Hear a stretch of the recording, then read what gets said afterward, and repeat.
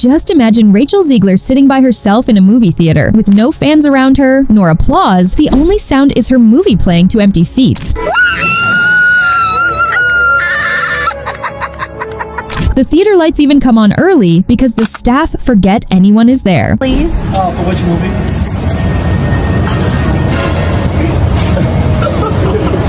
At the same time, Twitter is buzzing. Viral clips show entire multiplexes where not a single ticket was sold. I don't think they're going to buy it. I don't think they're going to watch it. I don't think they're going to like it. This truly is the worst casting, maybe, in the history of the film industry. Well, someone's learning the hard way here. Weird. From controversial casting choices to the backlash, now that the movie's finally out, the numbers don't lie, it's a total flop. I would highly advise that you boycott this film, no matter how much your children love Snow White. That's what happened when the movie, Snow White, flopped real hard.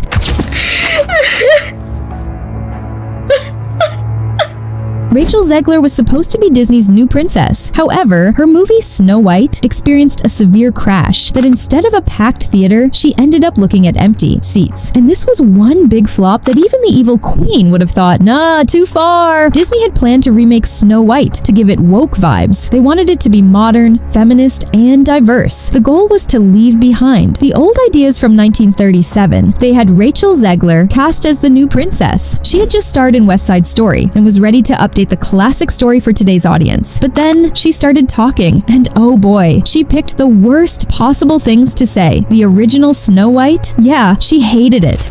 Rachel Zegler, who stars as Snow White, condemned Prince Charming as weird and a stalker, adding that she hates the original. Nice start. She has this underlying anger and hatred in her that always has to take it like one step too far. So first and foremost, if you're going to be cast as Snow White, maybe appreciate the original Snow White. God forbid a woman dream about true love. We're all just sitting around here, oh, maybe I could be president one day. I hate men, I just want to be president. In interviews, Rachel didn't just distance herself from the old school Disney flick, she literally dragged it. She called the original prince a stalker, said the love story was weird, and straight up admitted she'd only seen it once as research. I know that you've told me before that your version of Snow White is different and it's more of a 2022 version of Snow White. What did you mean by that? I mean, you know, the original cartoon came out in 1937, and very evidently so.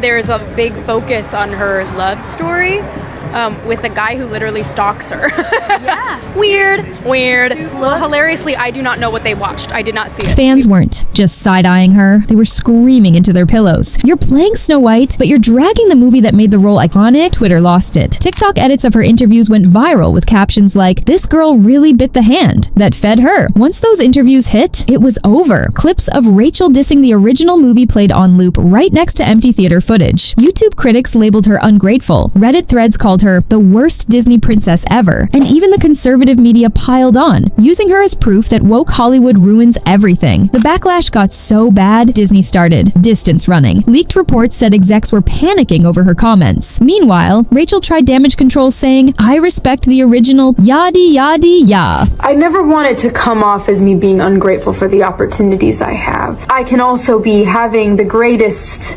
time and simultaneously. But at that point, the internet had already written her obituary, so her damage control mechanism only worsened the situation. Now, the new version was supposed to be empowering. No prince, no damsel in distress, just Snow White becoming a leader. Cool in theory, except the leaked set photos looked like a college theater department's DIY adaptation. The dwarves replaced with magical creatures because 7 little men were suddenly offensive. The prince reduced to a glorified cameo, and Rachel's Snow White, less fairest of them all, but instead a more sassy girl boss who's too cool for fairy tales. Fans roasted the changes. Everyone laid similar complaints. So you took out everything people loved and called it an upgrade, but the real tragedy? Hardcore Disney fans, the ones who defend anything with a castle logo, turned on her. Forums that usually stand live-action remakes were like, nah, this one's DOA. Even the usual give it a chance. Crowds stayed quiet. By the time the first trailer dropped, the likes were drowning in dislikes with comments like, "This But the real tragedy? Hardcore Disney fans, the ones who defend anything with a castle logo, turned on her. Forums that usually stand live-action remakes were like, nah, this one's DOA. Even the usual, give it a chance, crowd stayed quiet. By the time the first trailer dropped, the likes were drowning in dislikes, with comments like, this looks like a SNL skit, and Rachel Zegler killed Snow White faster than the evil queen. And then, the box office numbers hit. The box office numbers hit like a slap from the evil queen herself. And oh boy, this was the kind of spectacular failure that makes studio executives wake up screaming at 3 a.m. That opening weekend? Brutal. While Disney was praying for at least $50 million to save face, the movie barely scraped together $14 million domestically. Overseas wasn't any kinder, with international audiences treating it like a plate of week-old porridge. China, which usually gobbles up Disney fare, gave it the cold shoulder harder than the Queen ignored Snow White's beauty. By week 2, theaters were yanking showtimes like they were pulling rotten teeth. A 72% drop. Worse than Morbius, worse than Cats, worse than anything Disney had ever seen. The final numbers? A laughable $100 million against a $350 million budget, worsening the effect of the embarrassing failure. But the real dagger wasn't just the numbers. That was just a tip of the iceberg. It was the emptiness. And the memes? Oh god, the memes. People were comparing its per-screen earnings to a kid's lemonade stand. Videos of empty theaters went viral while Rachel's career went up in smoke. Disney tried to pretend it never happened, but the internet never forgets. When your movie makes less money than a vending machine, you know you've screwed up royally. Social media became a graveyard of deserted theater posts. One viral clip showed a single dad and his kid sitting in a 300-seat auditorium, the kid asking, "Daddy, why is no one here?" Another showed a theater employee turning the lights on 5 minutes into the movie because they assumed no one had shown up. Then came the ultimate humiliation. Rachel herself sitting in a near-empty screening, watching her own movie flop in, real time. No cheering fans, no little girls in princess dresses, just the cold, hollow echo of a film nobody wanted. The internet, of course, had a field day. Memes exploded overnight. Side-by-sides compared her West Side Story glow-up to her Snow White downfall, captioned from Oscar buzz to box office dud in one easy step. TikTok edited her "I'm so proud of this film" interviews with clips of tumbleweeds rolling through theaters. Twitter users joked that the 7 dwarves were replaced with 7 people who actually bought tickets. Even YouTube critics who usually stay out of Disney drama couldn't resist. Rachel Zegler's Snow White, a masterclass in how to kill a franchise, became a trending video title. Rachel's response? A mix of damage control and quiet retreat. At first, she tried to brush it off, insisting in interviews that she was proud of the work and that true art isn't about box office numbers. But the internet wasn't buying it. You know when you're trying to act all cool, evading the backlash and reality on ground? That crap didn't work here at all. Clips of her past comments criticizing the original film resurfaced, making her sound less like a progressive heroine and more like someone who hated the thing she was hired to revive. Then came the reports. Anonymous studio insiders whispering that Disney was rethinking its strategy, that her public persona had become more trouble than it was worth. By the time the dust settled, Rachel's image had shifted completely. No longer the plucky underdog from West Side Story, she was now the girl who talked too much and delivered too little. Even her fans struggled to keep up with her defense. When she posted a vague Instagram story about learning from mistakes, the replies were flooded with "maybe start by not trashing the classics next time." And when she finally went quiet, no more interviews, no more press tours, it felt less like a strategic retreat and more like someone who'd finally realized the internet had already written her off. The final nail? The awards season snub. Snow White wasn't just ignored by audiences, it was shut out completely. No nominations, no special recognition, not even a pity mention at the Kids' Choice Awards. Meanwhile, other Disney live-action remakes, Ruely, released around the same time, at least scraped by with decent numbers. But Rachel's version? It wasn't just a flop. No one wanted to be a part of. Now, every time Rachel Zegler walks into a room, you just know some studio exec is whispering, "That's the girl who killed Snow White." Now, let's be real. In Hollywood, bombing this hard leaves a mark, and Rachel Zegler isn't just dealing with lop.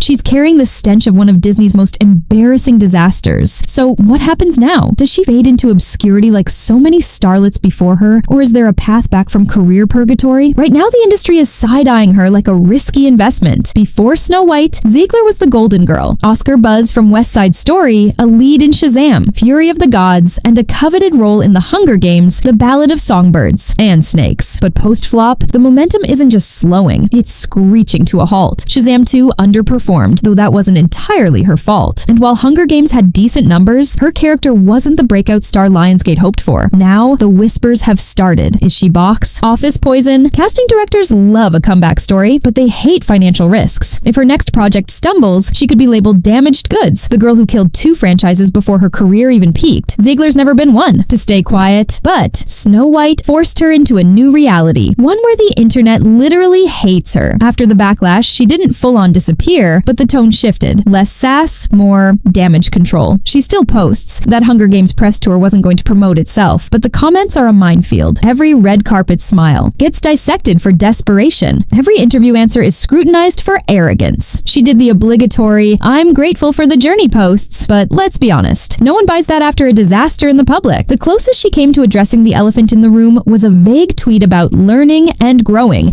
which just made the trolls double down. Some fans begged her to go full Jenna Ortega, delete accounts, vanish for a year, and come back with an indie darling. Instead, Zegler's still out there grinning through the gritted teeth of a PR team's nightmare. Here's the brutal truth. Hollywood forgives flops, but not this kind. When the Marvels bombed, at least Brie Larson had an Oscar and a decade of goodwill. Zegler, she's got one critical darling, West Side Story, and a pile of misfires. The Snow White backlash wasn't just about money. It was about her attitude. Studios don't love actresses who, accidentally or not, trash the IP they're hired to sell. Rumors swirled that Disney quietly shelved other projects with her attached. Goodbye, Rose Red spinoff. Her Hunger Games role was too deep into production to recast. But if that franchise continues, don't bet on her returning. Right now, her best hope is a streaming miniseries or a gritty indie, something far from Princess territory. It's not impossible to come back from this. Robert Pattinson survived Twilight by doing weird art house films until everyone forgot he sparkled. Jennifer Lawrence tripped into the Hunger Games after X-Men almost typecast her as Mystique. But Zegler's problem is timing. The internet never forgets. And right now, her name is synonymous with biggest flop of 2025. Right now, it feels like she's stuck in Hollywood. She is too famous to go away, but too risky to get a big movie role. If she makes one more mistake, she might end up like Katherine Heigl. Heigl is talented, but hard to work with. If she does well in her next role, she could become like Anne Hathaway, who later caught the love of her audience in the long run. But let's not kid ourselves. This is an uphill battle, and right now, the internet's still waiting with popcorn to see if she climbs or falls. So what happens when your big break turns into the world's most humiliating flop? You either fade into obscurity or come back swinging. Right now, Rachel Zegler's standing at that crossroads. The industry's watching, the internet's mocking, and her next move, it'll either be her redemption arc or her final act. Will she pull a Robert Pattinson, vanishing into indie films until everyone forgets Snow White ever happened? Or will she become another cautionary tale, a talented star who got lost in the system? The clock's ticking, the roles are drying up, and Hollywood's patience even thinner than the plot of that doomed remake. If you enjoyed this video, don't forget to like, share, and subscribe for more entertaining content. See you in the next video. Peace.